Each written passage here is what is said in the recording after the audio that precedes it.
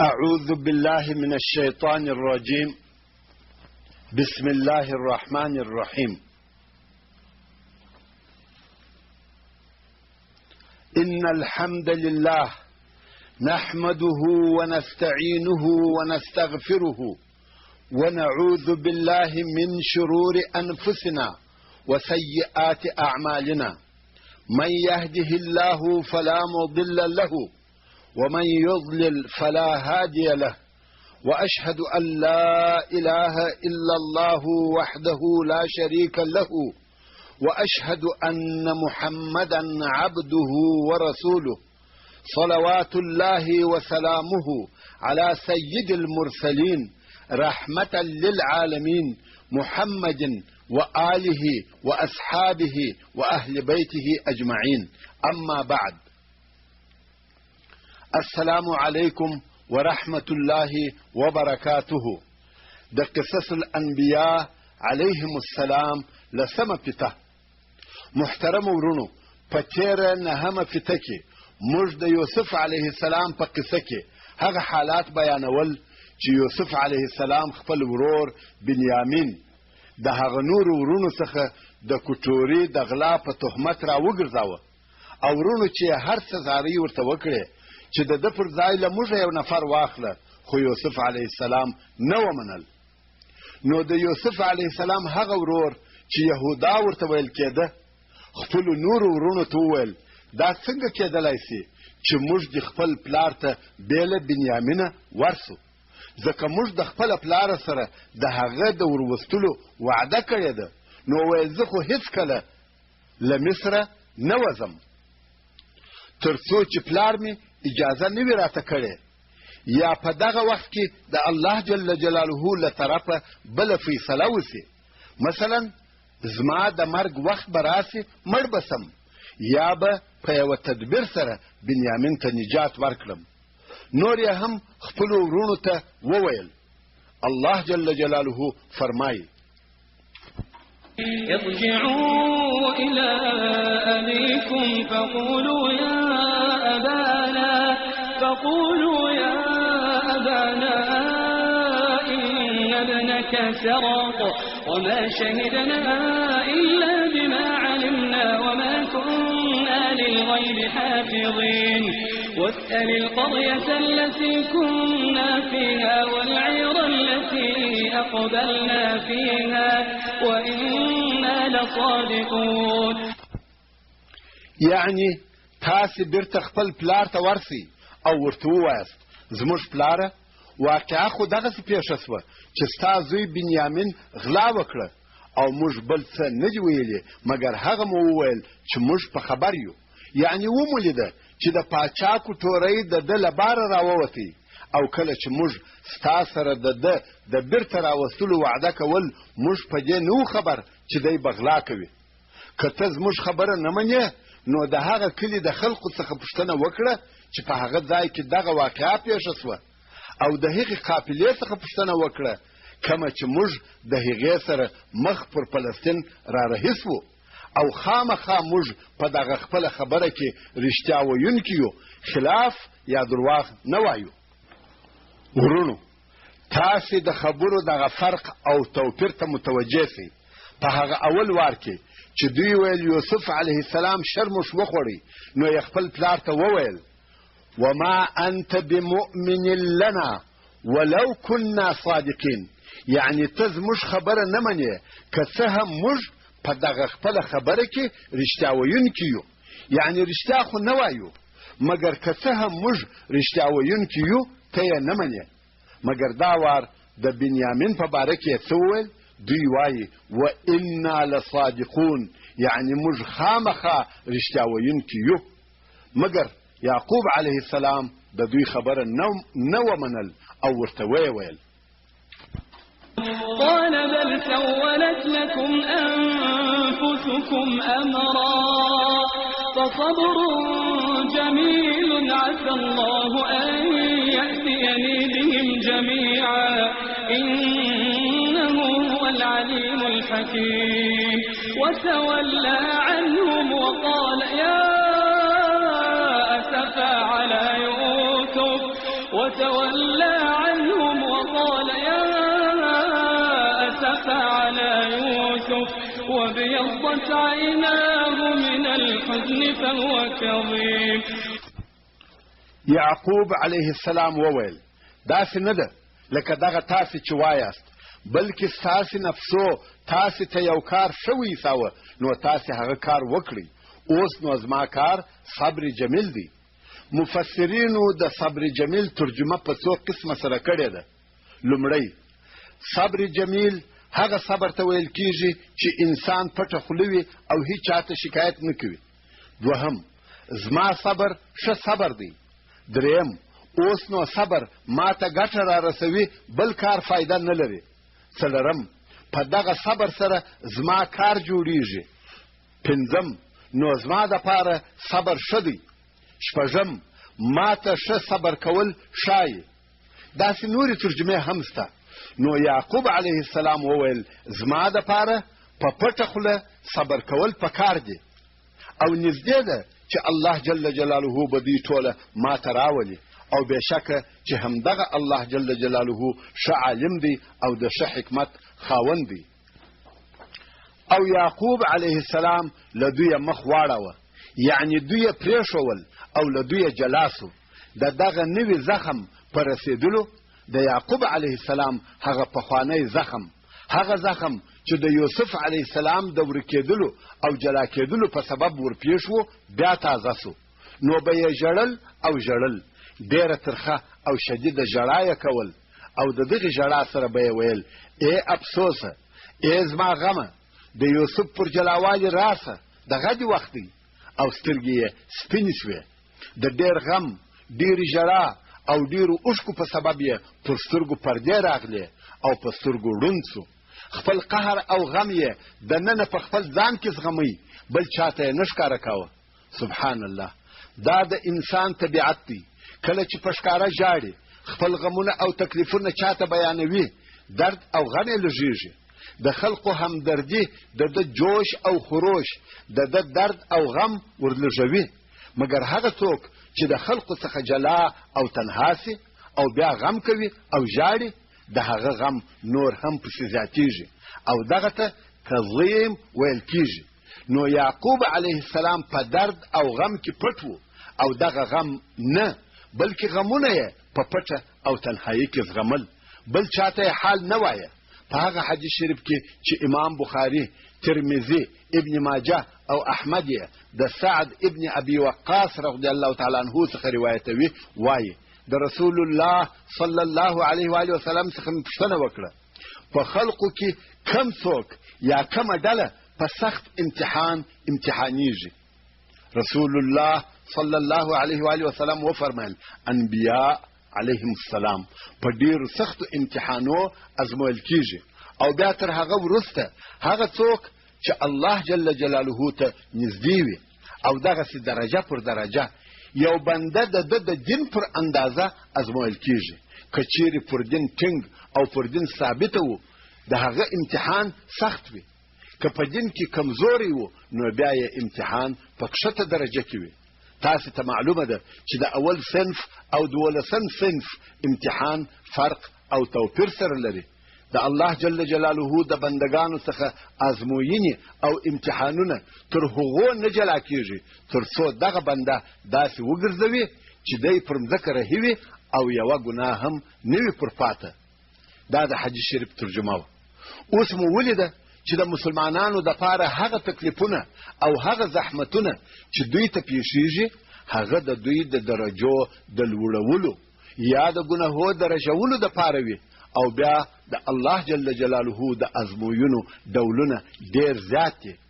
نو یوازې نبی نه بلکې هر بنده د الهي حکمت سره موافق او د هغه بنده د استعداد سره برابر په هر ازموینه چې د الله جل جلاله خوښه او اراده یې وي ابتلا کړي. الله جل جلاله د یو امتحان دپاره د یعقوب علیه السلام په زړه کې د یوسف علیه السلام مینه او محبت تر اندازې زیات ورواچول او بیا یې هغه د محبوب، هغه پوه، هوښیار او ښایسته هلک چې د ابراهیم علیه السلام د کورنۍ او اولادې روښانه څراغ و په دغسې یوه زړه دردونکې طریقه سره ځینې لرې او جلا کړي. اوس چې د یعقوب علیه السلام زړه د فراق او جدایي په ګولۍ ویشتل شوی و، بیا یې هم په زخمي زړه او خوړینه سینه د خلقو سره ژوند کاوه او چاته یې د شکایت کولو یوه جمله هم پر خوله نه راوړه.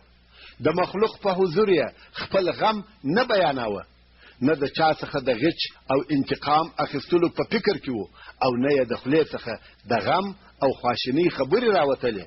هو، کله چې به یې غم او پریشانی، تشویش او خفګان په زړه کې پر جوش راغله، هغه د زړه بخار یې د سترګو د لارې د اوښکو په شکل راوتی او د خپله ځانه سره به یې په تنهایي کې ژړل او تر شلهاوو کلونو پورې د دغه پاخه زړه او ژړاندو سترګو سره د خپلو فرایضو او حقوقو په ادا کولو مشغول و.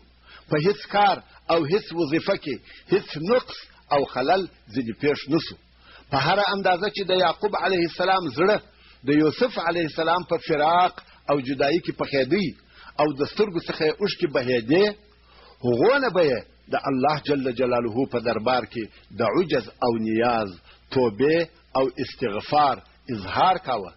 د درد او غم شدت، د اوښکو تویولو ډیروالی چې څونه د ده د سترګو لیدنه ورلږول، په هغه اندازه یې د زړه نور او بصیرت زیاتېدی. د مشکلاتو او تکالیفو چې څونه سخت طوفانونه پر چلېده، په هغه اندازه یې زړه ټینګاوه او د ژبې څخه یې یو هم نه راوتی. اوس چې د بنیامین د بیلتون په سبب یې پر هغه پخواني زخم نوره مالګه هم وپاشل سوه، زخم یې نوی او درد یې زیات سو، نو بې اختیاره ځینې وویل سوه: یا اسفا علی یوسف، ای زما غم او زما افسوسه د یوسف د بیلتون او جلاوالي په سبب. تر اوسه یې تر خوله څه نه ووتلي، اوس یې دغه لفظ د خولې څخه راووتی: یا اسفا علی یوسف. حضرت شاه صاحب وایي د دغسې سخت درد او غم لکه د یوسف علیه السلام ژوندی ورکېدل تر دونه اوږدې مودې پورې پټ ساتل بې له انبیا علیهم السلام څخه بل د هیچا په وسه نه پوره ده او نه یې ساتلی سي.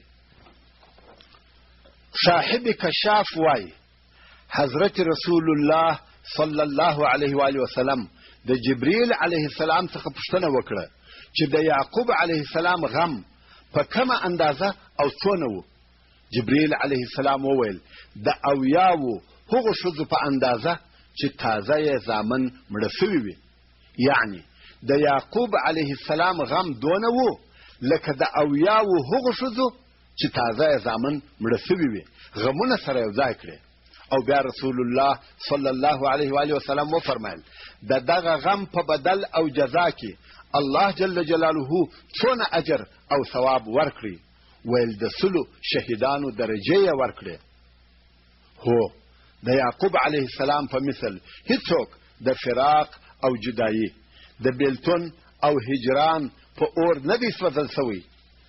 د هغې ورځې څخه چې یوسف علیه السلام ځینې جلا سو او بیا د وصال یا یو ځای کېدلو تر ورځې پورې چې څوک یې 40 کاله بولي او څوک یې 80 کاله بولي، د یعقوب علیه السلام سترګې د اوښکو څخه نه دي وچې سوي او دغه د بیلتون او جلاوالي بار یې ملا ورکړوپه او سترګې ورړندې کړې. کله چې به د یعقوب علیه السلام زامنو د خپل پلار دغه د پریشانی او اضطراب حال لیدی، نو به ورته راتله او ورته ویل به: قالوا تالله تفتأ تذكر يوسف حتى تكون حرضا أو تكون من الهالكين قال إنما أشكو بثي وحزني إلى الله وأعلم من الله ما لا تعلمون. د یعقوب علیه السلام زامنو خپل پلار ته وویل: قسم په الله چې ته همیشه په غم او فریاد سره یوسف یادوې تر هغو پورې چې ته د هغو ناروغانو څخه سې چې مرګ ته نږدې وي یا د هلاک سوو خلقو څخه سې. حرغ هغه ناروغه ته ویل کیږي چې پر ځای پروت وي. نو زامنو یې ورته وویل د دغه ډیر غم او ډیرې ژړا په سبب یا به د بستر ناروغه در څخه جوړ سي یا به هلاک سي.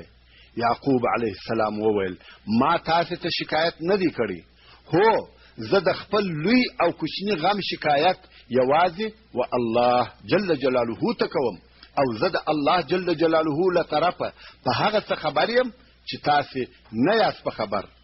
یعقوب علیه السلام په دې پوهېدی چې یوسف علیه السلام ژوندی دی. په موضح القرآن کې دغه آیات شریف په ترجمه کې وایي چې یعقوب علیه السلام خپلو زامنو ته وویل آیا تاسې ما ته صبر راښیاست؟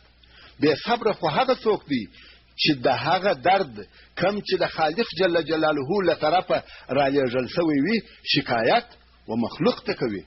خو زه د هغه چا سره مناجات کوم چې دغه درد او تکلیف یې راکړی دی او په دې هم ښه پوهېږم چې یوسف علیه السلام ژوندی دی او زه به خامخا ورسره وینم او د یوسف علیه السلام هغه لیدلی خوب خامخا پوره کېدونکی دی. خو دغه حالت زما امتحان او ازموینه ده.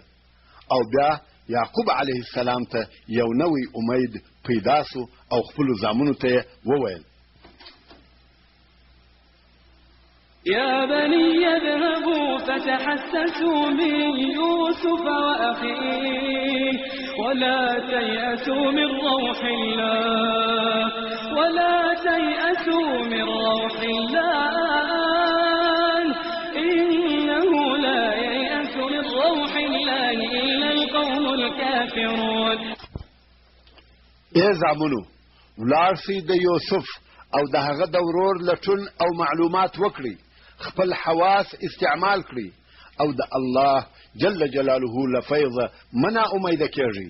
بېشکه چې د الله جل جلاله د فیض احسان او مهرباني څوک نه نا امیده کېږي مګر قوم د کافرانو. د یعقوب علیه السلام زامنو د پلار خبره ومنل او د دریم ځل دپاره د مصر پر طرف رهي کېږي. خو دا وار یې مال نه درلودی او په کور کې هم داسې سامان نه لري چې هغه سامان د غنمو د رانیولو دپاره ورسره واخلي. خو بیا هم په کور کې چې هر بیکاره شی ورسره و هغه یې سر راټول کړه. غواړي چې دغه شیان پر یو چا خرڅ کړي خو هغه داسې بیکاره او زاړه شیان و چې چا نه رانیول. خوندو او ورونو نن ورځ د خپلو کورو سامانو ته ښه متوجه سئ. دا د نبوت کورو چې هیڅوک دغه د دوی سامان نه غواړي او نه یې رانیسي. خیر د یعقوب علیه السلام زامن مجبوره سوه دغه بیکاره او ناچله شیان یې ورسره واخیستل او مصر ته رهي سوه. خو په دې وار کې یعقوب علیه السلام د مصر د عزیز دپاره یو لیک هم ورسره ورکړی. خلق مصر ته ورسېدل او یوسف علیه السلام ته ورغله. أما دخلوا عليه قالوا يا أيها العزيز مسنا وأهلنا الضر وجئنا ببضاعة مزجاة فأوف لنا الكيل وتصدق علينا إن الله يجزي المتصدقين. کله چې دغه ورونه د یوسف علیه السلام دربار ته ورننوتل نو یې ورته وویل ای د مصر عزیزه موږ او زموږ اهل ته سختي او لوږه راغلي دي. د لومړي ځل خواړه یې خلاص سوي وه د دوهم ځل خواړه یې خلاص سوي وه. هر وار چې به دوی غنم او غله یوړه هغه به یې په یوه کال کې خوړل او د هر سفر ترمنځ یې یو کال تېرېدی. اوس یې هغه خواړه هم خلاص سوي وه چې دوی په دوهم وار کې ورسره وړي وه او دا وار یې سمه سرمایه هم نه ده ورسره راوړې. نو یې وویل لوږه راباندې سخته سوه او د غنمو قیمت مو هم لږ او بیکاره شیان راوړي دي. خو موږ ته غنم راکړه پروا نه لري دغه بیکاره مال چې موږ راوړی دی هغه راڅخه قبول کړه. وتصدق علینا موږ پوهیږو چې زموږ راوړی سامان په څه نه ارزي خو ته موږ ته صدقه راکړه. بېشکه چې الله جل جلاله صدقه او خیرات کوونکو ته په دارینو کې د خیر بدله ورکوي. اوس د یوسف علیه السلام ورونه د هغه په حضور کې د عجز او زارویو حال ته ورسېدل د خپلې بیکاره سرمایې عذر وایي او بیا خیرات غواړي. تاسې ته معلومه ده چې فقر او سوال کول ذلت دی. اول خو یوسف علیه السلام دغه د دوی د مسکنت د حال په لیدلو او د دغو خبرو په اوریدلو سره غمجن سو او بیا د پلار د لیک په ویلو سره بې اختیاره په ژړا سو. د زړسوي او مهربانۍ، رحم او شفقت اوښکې یې تر سترګو راتوی سوې. یوسف علیه السلام په دغو نه کفایت وکړي، نور نه غواړي چې ورونه یې نور هم ذلیله سي، ځکه دوی اوس د فقر او سوال کولو درجې ته ورسېدل او هغه د پلار لیک یې هم ولوست.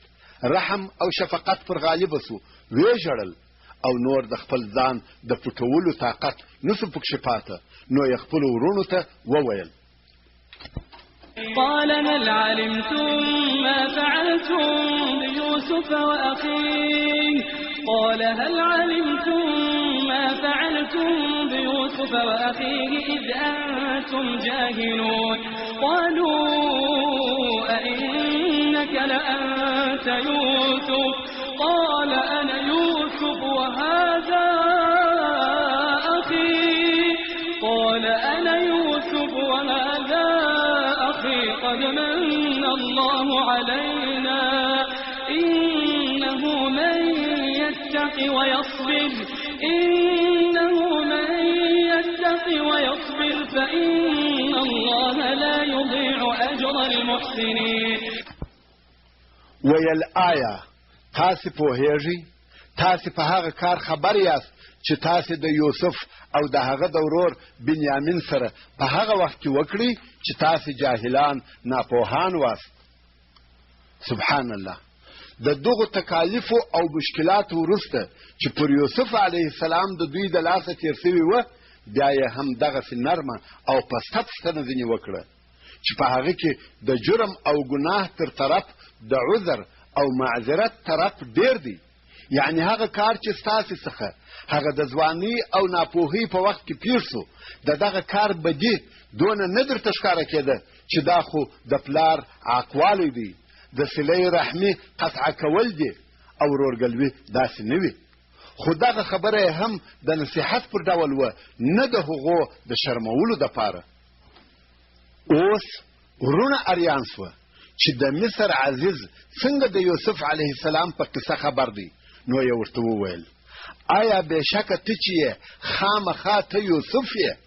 یوسف علیه السلام وویل: هو، زه یوسف یم او دغه بنیامین زما ورور دی. خامخا الله جل جلاله پر موږ احسان کړی دی چې هم جوړ روغ او هم په عزت یو. اوس ورونو ته د عبرت ډک درس ورکوي او ورته وایي: بېشکه هر څوک چې د الله جل جلاله څخه وبېرېږي، ځان د ګناهو څخه وساتي او پر مشکلاتو صبر وکړي، نو بېشکه الله جل جلاله د نیکانو اجر، بدل او ثواب نه ضایع کوي، خامخا یې عوض او بدله ورکوي. څوک چې صبر او تقوا کوي، د هغو فراق او جلاوالی په وصال، ذلت په عزت، تکلیف په راحت، تنګي په پراخي بدلیږي. دا نه ښایي چې انسان د رزق د لږوالي په سبب یا د ځینو نورو مشکلاتو په سبب د الله جل جلاله نافرمانی شروع کړي، بلکې د انسان دپاره صبر او تقوا پکار دي. هغه مریی چې په لږو پیسو خرڅوی وو، الله جل جلاله د صبر او تقوا په سبب نن د مصر حکومت ورکړی دی. اوس چې د یوسف علیه السلام ورونو دی وپېژندی، نو ډېر خجل او شرمنده سوه او ویې ویل: قالوا تالله لقد آثرك الله علينا وإن كنا لخاطئين قال لا تثريب عليكم اليوم يغفر الله لكم وهو أرحم الراحمين. د یوسف علیه السلام ورونو وویل: په الله سره قسم دی چې الله جل جلاله ته تر موږ په صورت او سیرت غوره کړی، په خلقت او اخلاقو ته تر موږ ښه او خامخا موږ د خطاوتلو څخه یو. هغه عمل چې موږ ستا سره وکړي، موږ د خپلې غلطیا په سبب ستا قدر ونه پېژندی. د یوسف علیه السلام ورونه دغه عذرونه وایي، مګر د یوسف علیه السلام له طرفه نه سرزنش و، نه عتاب، نه قهر و، نه ملامتیا، بلکې په رحم او شفقت یې ورته وویل. ویل نن ورځ زما له طرفه پر تاسې هیڅ ملامتي او الزام نشته. الله جل جلاله دې تاسې ته مغفرت او بخښنه وکړي، او هم دغه الله جل جلاله تر ټولو مهرباني کوونکو ډېر مهربانه دی. یعنی تر دې وروسته دغه خبره هیڅ مه یادوئ. زه پر تاسې هیڅ ملامتي نه وایم. ستاسې ټولې غلطیاوې مې در بخښلې دي، او زه دعا کوم چې الله جل جلاله ستاسې دغه خطاوې در وبخښي.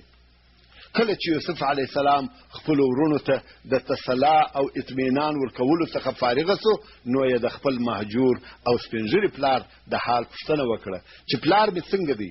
ورونو یې ورته وویل چې د ډېرې ژړا په سبب یې سترګې ړندې سوي دي. نو یوسف علیه السلام ورته وویل اذهبوا بقميصي هذا فألقوه على وجه أبي يأت بصيرا وأتوني بأهلكم أجمعين. زما دغه کمیس یوسئ او زما د پلار پر مخ یې ورواچوئ. هغه به لیدونکی سي، سترګې به یې جوړې سي، او تاسې خپله ټوله کورنۍ ماته در سره راولئ. یعنی زه اوس دغه د کاختي په کال او د ډېرې مشغولتیا په سبب شام ته نسم تللی، نو تاسې ولاړ سئ، مور او پلار او نوره ټوله کورنۍ مو دلته راولئ، ځکه دغه ډېره موده پر موږ او تاسې ټولو غمونه او تکلیفونه تیر سوي دي، او تر دې وروسته به دلته آرام او هوسا ژوند وکړو. کله چې یوسف علیه السلام خپل قمیص ورکړی او د دوی دپاره د سفر سامان او خوراکه ور برابره کړه، او وروڼه یې د مصر له طرفه د شام پر خوا رهي سوه. د مصر څخه تر هغه ځایه د 8 ورځو د سفر لار وه. نو کله چې د دغه ځایه قافله رهي سوه، هلته پر یعقوب علیه السلام د یوسف علیه السلام د قمیص بوی وموښتی. فقط د دوی د حرکته سره یو ځای یعقوب علیه السلام ته د قمیص بوی ورورسېدی، او هلته په خپل ځای کې یې وویل که تاسې پر ما د پرتې ویونکي خیال ونه کړئ، پر ما د یوسف علیه السلام بوی موښلي. الله جل جلاله فرمایي ولما فصلت العير قال أبوهم إني لأجد ريح يوسف ولما فصلت العير قال أبوهم إني لأجد ريح يوسف لولا أن تفندون قالوا تالله إنك لفي ضلالك القديم. يعني کله چې دغه قافله له مصر جلا او رهي سوه، د دوی پلار یعقوب علیه السلام هلته په کنعان کې هغو خلقو ته چې د ده سره ناست وه وویل بېشکه زه خامخا د یوسف بوی پیدا کوم، یعنی حسوم. د یوسف بوی را باندې موښلي که چیرې تاسې ما ته د کم عقلۍ نسبت نه کوئ. تفنید هغه ته وایي چې یو څوک د عمر د زیاتوالي په سبب غیر معقولې او بې ربطه خبرې کوي. نو یعقوب علیه السلام وویل که زه درته ووایم چې پر ما د یوسف بوی موښلي، تاسې به وایاست چې ته د سپین ژیرتیا په سبب پرتې وایه. هغه د مجلس حاضرینو یعقوب علیه السلام ته وویل په والله ته په هغه پخوانۍ سرګرداني او خطا کې یې، یعنی د یوسف علیه السلام مینه او محبت او د هغه بیا ژوندي کېدل او ستا سره لیدل دا هغه پخوانی خیال دی چې ستا په زړه کې یې ځای نیولی دی چې هر وخت یې یادوې او د هغه په طمعه شپې سبا کوې. فلما أن جاء البشير ألقاه على وجهه فارتد بصيرا قال ألم أقل لكم إني أعلم من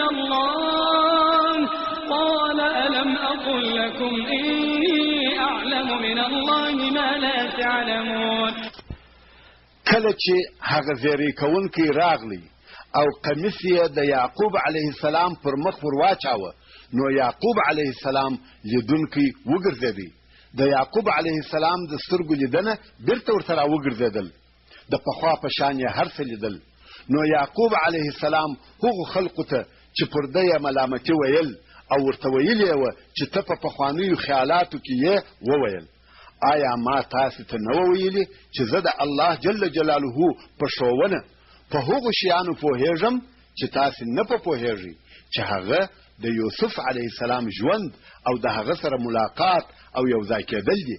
یعنی ما ته هغه د ده د خوب په سبب دا را معلومه وه چې زه به خامخا د ده سره وینم. بیا نو د یعقوب علیه السلام زامن ټوله په اتفاق خپل پلار ته ورغله، په عجز او زاریو یې ورته وویل. قالوا يا أبانا استغفر لنا ذنوبنا قالوا يا أبانا استغفر لنا ذنوبنا إنا كنا خاطئين قال سوف أستغفر لكم ربي إنه هو الغفور الرحيم. ویل ای زموږ پلاره، د الله جل جلاله څخه زموږ د پاره زموږ د ګناهو بخښنه وغواړه، بېشکه چې موږ ستا او د یوسف علیه السلام په باره کې خطاکاران ګناهکاران یو. د دوی مقصد دا و چې موږ اوس توبه وکړه، نو اول ته عفه راته وکړه او بیا تاسې د الله جل جلاله څخه زموږ د ګناهو بخښنه وغواړئ. دا ځکه تر کومه وخته چې یعقوب علیه السلام ونه بخشي، الله جل جلاله مغفرت نه ورته کوي. بیا نو یعقوب علیه السلام د دوی په جواب کې وویل: ژر ده چې د خپل رب څخه به ستاسې دپاره بخښنه وغواړم، بېشکه چې دغه الله جل جلاله ښه بخښونکی او ډېر مهربانه دی. یعنی صبر وکړي چې د قبول وخت راسي، نو زه به د خپل مهربانه رب عز وجل په دربار کې دعا وکړم. ویل کیږي چې یعقوب علیه السلام دغه دعا د جمعې شپې یا د تهجد وخته ځندوله. بیا نو یعقوب علیه السلام او د دوی ټوله کورنۍ مصر ته رهي سوه. کله چې یوسف علیه السلام ته د ده د پلار د راتګ او مصر ته د نږدې کېدلو خبر ورسېدی، نو دی علیه السلام د مصر د نورو مشرانو په ملګرتیا د پلار استقبال او شراغلي ته راووتی. الله جل جلاله فرمایي: فلما دخلوا على يوسف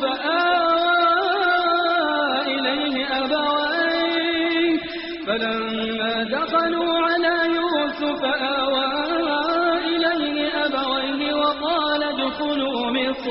وقال ادخلوا مصر إن شاء الله آمنين ورفع أبويه على العرش وخروا له سجدا وقال يا أبت هذا تأويل رؤياي من قبل قد جعلها ربي حقا وقد أحسن بي إذ أخرجني من السجن وجاء بكم من البدو من بعد أن نزغ الشيطان بيني وبين إخوتي إن ربي لطيف لما يشاء إنه هو العليم الحكيم. نو کله چې د یوسف علیه السلام مور، پلار او کورنۍ د یوسف علیه السلام سره ولیدل، یوسف علیه السلام مور او پلار خپل ځان ته ورنږدې کړه او یوسف علیه السلام ټولو ته وویل: د مصر ښار ته ننوځئ، د کاختۍ، سختۍ او تکالیفو فکر مه کوئ، انشاء الله په راحت، امن او اطمینان به واوسیږئ. ځینې مفسرین وایي چې د یوسف علیه السلام مور پخوا لا وفات سوې وه او اوس یې د مور خور خاله ورسره وه چې هغې ته د ده علیه السلام مور وویل سوه. خو ځینې مفسرین وایي چې مور یې هم ژوندۍ وه چې راحله نومېده او د یعقوب علیه السلام سره مصر ته راغله. کله چې بیا دوی ټوله د مصر ښار ته ننوتل او د یوسف علیه السلام دربار ته ورغله، یوسف علیه السلام خپل مور او پلار د خپل ځان سره پر تخت کښېنول. الله جل جلاله فرمایي: یوسف علیه السلام خپل مور او پلار د خپل ځان سره پر خپل تخت ورسره کښېنول. په دغه وخت کې د یوسف علیه السلام مور پلار او د ده 11 ورونه یوسف علیه السلام ته د عزت لپاره سجده کوونکي پرېوتل. د عزت او احترام سجده یې ورته وکړه او یوسف علیه السلام وویل زما پلاره دغه سجده کول زما د هغه خوب تعبیر او ترجمه ده هغه چې ما پخوا زما په ماشومتوب کې لیدلی و. زما رب عز وجل دغه خوب حق او رښتیا کړی.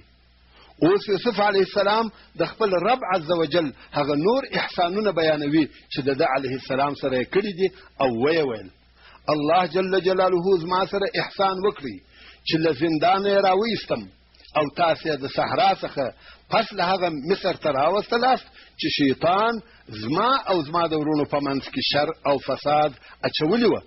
بېشکه چې زما رب عز وجل د هغه چا دپاره چې اراده یې وفرمایي د باریک تدبیر خاوند دی. بېشکه چې دغه الله جل جلاله په ټولو حالاتو ښه عالم دی او د ښه حکمت خاوند دی چې هر کار په تدبیر او مصلحت سره کوي. ورونو اوس به د دغه سجدې په اړه د علمای کرامو ځینې قولونه رانقل سي. حافظ ابن کثیر رحمه الله وایي د آدم علیه السلام له وخته بیا د عیسی علیه السلام تر وخته دغه د عزت او تعظیم دپاره سجده کول جائز او روا وه، خو یوازې په محمدي شریعت کې دغه د تعظیم سجده حرامه او ناروا وبلل سوه چې په دغه باره کې ډېر احادیث شته. ځینې مفسرین بیا وایي چې دغه سجده واقعي سجده نه وه بلکې لږ څه سر کښته کول وه. په هر صورت که واقعي سجده وي او که لږ څه د سر کښته کول وي د عبادت لپاره یا د عبادت په نیت د دغه کار کول په هر دین او هر زمانه کې حرام وه. د عبادت سجده بې له الله جل جلاله بل هیچ چا ته نسي کېدلی، خو دغه سجده چې د یوسف علیه السلام پلار مور او ورونو وکړه یوازې د تعظیم او احترام سجده وه، نه د عبادت سجده. دا چې نن ورځ ځینې موریدان د خپلو پیرانو د عزت او احترام دپاره سجده یا د سجدې پر قسم سر ټیټوي یا پر څلورو د هغه پر طرف ورځي، دغه کار زموږ په دین کې بالکل حرام او ناروا دی. سجده یا سر ټیټول که څه هم د عزت دپاره وي بې له الله جل جلاله بل د هیچ چا دپاره نسي کېدلی. خیر، یوسف علیه السلام د الله جل جلاله احسانونه یو یو وریاد کړه او بیا خپل رب عز وجل ته داسې دعا وکړه.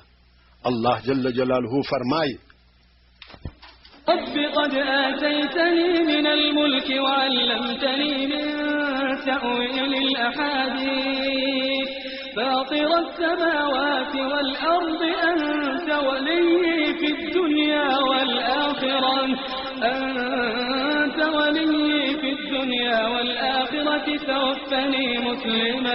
توفني مسلما وألحقني بالصالحين. زما ربه تا ما ته څه پاچهي را کړې ده چې هغه د مصر تصرف او حاکمیت و او ما ته د تأویل الاحادیث را ښوولی دی چې هغه د خوبو ترجمه او د آسماني کتابو بیان دی. ای د آسمانو او مځکې پیدا کوونکې، ته په دنیا او آخرت کې زما دوست واکداره او اختیارداره یې. ما په داسې حال کې وفات کړه چې مسلمان یم، پوره تسلیم او ستا په ټولو اوامرو راضي سم. په مرتبه او کرامت کې مې د صالحانو سره یو ځای کړه. حضرت شاه صاحب وایي یوسف علیه السلام کامل علم پیدا کړی، پوره دولت یې په نصیب سو او اوس غواړي چې د خپلو پلرو او نیکهګانو درجې هم ورنصیب سي او د والحقني بالصالحین څخه مقصد دا و چې زما مرتبه د اسحاق او ابراهیم علیهم السلام د درجو سره برابر کړي. تر کومه وخته چې یعقوب علیه السلام ژوندی و یوسف علیه السلام د مصر د پاچهۍ په انتظام مشغوله و او د یعقوب علیه السلام تر وفات وروسته یې په خپله خوښه د حکومت واک او اختیار پرېښاوه.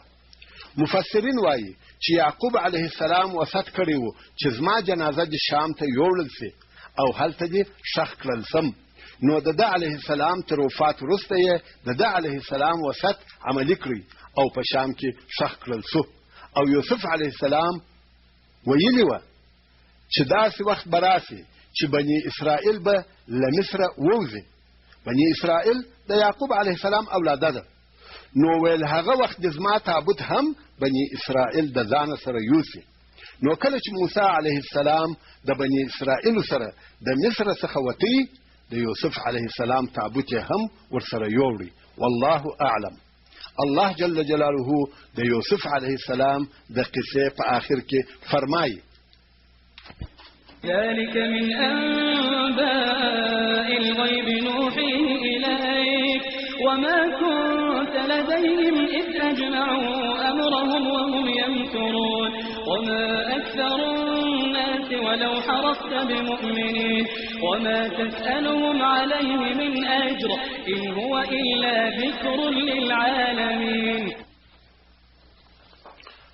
يعني إيه محمد صلی الله علیه و آله وسلم، دغه د یوسف علیه السلام قصه چې موږ یې تا ته وحی کوو او تا په خبرو د پټو خبرو څخه ده.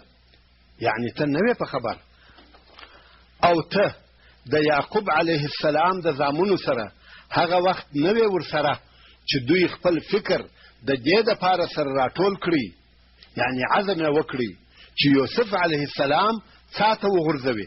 حال دا چې دوی د یوسف علیه السلام او د د پلار یعقوب علیه السلام سره مکر او فریب کاوه. یعنی کله چې د یوسف علیه السلام ورونو داسې سلاوي او مشورې کولې چې یوسف علیه السلام له خپل پلار جلا کړي او په څا کې یې وغورځوي، ته د دوی سره نه وې چې دغه خبرې دې اورېدلې وي او دغه حالات دې لیدلې وي، او بیا ستا له طرفه دغسې صحیح معلومات او په ترتیب سره د واقعاتو بیانول بې له دې چې الهي وحی درته وسي په بل ډول سره نسي حاصلېدلی. ځکه یو خو ته لوستونکی او لیکونکی نه یې، او یو بل معلم هم ښوونه نه ده درته کړې. په بایبل انجیل کې هم د دغه قصې تفصیل په دغه اندازه سره نسته. نو بې له شکه ستا رب عز وجل دغه قصه تا ته د وحیو په واسطه درښولې ده او ته رسول الله یې. نور هم رب عز وجل فرمایي: او ډیر خلق د حسد او عناد په سبب ایمان راوړونکي نه دي، ایمان نه راوړي. که څه هم ته د دوی د ایمان راوړلو دپاره ډیر حرص وکړې، یعنی سره د دې چې ستا پر نبوت او صداقت ښکاره او واضحه دلایل موجود دي، بیا هم ډیر داسې کسان شته چې په هیڅ ډول سره ایمان نه راوړي. او ته ای محمد صلی الله علیه و آله وسلم پر دغه تبلیغ او د قرآن کریم پر بیانولو له دوی هیڅ اجر نه غواړي. نه دی دغه قرآن مګر د ټولو خلقو دپاره د الله جل جلاله له طرفه نصیحت دی، که انسانان دي که پیرانان. ورونو، څرنګه چې زموږ بحث د قصص الانبیاء علیهم السلام دی او د سورت یوسف پاته 7 آیاتونه د الله جل جلاله له طرفه پند او نصیحت دی، نو د هغو تر ترجمه او تفسیر تیریږم.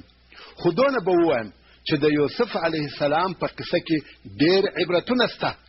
په همدغه ډول چې یوسف علیه السلام خپلو ورونو د کوره راویستی، د حسد او عناد په سبب یې د ده د وژلو یا فراره کولو مشورې سره کولې، ډول ډول تکلیفونه او آزارونه یې ورسول. د ده علیه السلام په آزارولو کې هیڅ کوتاهي نه کول. خو په آخر کې داسې یوه ورځ هم راغله چې یوسف علیه السلام ته د احتیاج او پښیمانۍ په هغه حالت کې ورغله چې الله جل جلاله یوسف علیه السلام ته د دین او دنیا لوړې مرتبې ورکړې وې، او د علیه السلام د خپل قدرت او اقتدار په وخت کې د خپلو ورونو د ګناهو او بدوی څخه سترګې پټې کړې او په مهربانه زړه د دوی خطاوې ورمعاف کړې. عینا په دغه ډول د حضرت محمد مصطفی صلی الله علیه و آله وسلم قومي ورونو قریشو د ده علیه السلام په باره کې ناپاک تدبیرونه او حیلې جوړولې، تکلیفونه او آزارونه یې ورسول. د ده علیه السلام د وژلو اراده یې وکړه، څو دې ته یې مجبوره کړي چې خپل وطن مکه مکرمه پرېږدي.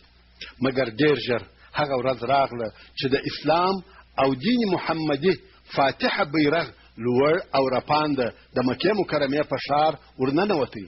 د الله جل جلاله په امر د مکې مکرمې د فتح تاریخي ورځ راورسېدل چې په دغه ورځ رسول الله صلی الله علیه و وسلم هم د خپلو ټولو قومي او وطني ورونو تر تقصیر او ګناهو ورتیر سو او عینا هغه د یوسف علیه السلام جملې لا تثریب علیکم اليوم یې تکرار کړې. د قریشو پر ټولو مظالمو یې د عفو قلم کش کړي. د یوسف علیه السلام قصه داسې قصه ده چې ټول عبرتونه او لوی لوی پندونه پکښې پراته دي. یوسف علیه السلام په پرله پسې امتحانونو اخته سو او په ټولو امتحانونو کې په لویه کامیابي سره موفق او بریالی سو. نو الله جل جلاله مکرم او معزز کړي. د ده علیه السلام ذکر او یاد یې د همیش دپاره ژوندی او باقي پرېښاوه. د یوسف علیه السلام په قصه کې یقین او ثبات شته. تاسو ته معلومه ده چې د اولاد مصیبت د هغو لویو مصیبتو او لویو غمو څخه دی چې مور او پلار ته رسیږي او په امتحانیږي. او نن ورځ څونه ډېر ځوانان مړه کیږي یا وژل کیږي. تاسو به د دغه لوی غم اثر د رسول الله صلی الله علیه و آله وسلم په ژوند کې لیدلی وي.